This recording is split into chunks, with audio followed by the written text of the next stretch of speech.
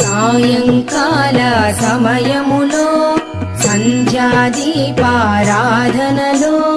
వచ్చును తల్లి మహాలక్ష్మి, వచ్చును తల్లి వరలక్ష్మి. కాళ్లకు గజ్జెలు కట్టింది, మెడలో హారము వేసింది, పిలచిన వెంటనే పలికింది, అడిగినదంతా ఇచ్చింది. సాయంకాల సమయములో సంధ్యాదీపారాధనలో వచ్చును తల్లి మహాలక్ష్మి, వచ్చును తల్లి వరలక్ష్మి.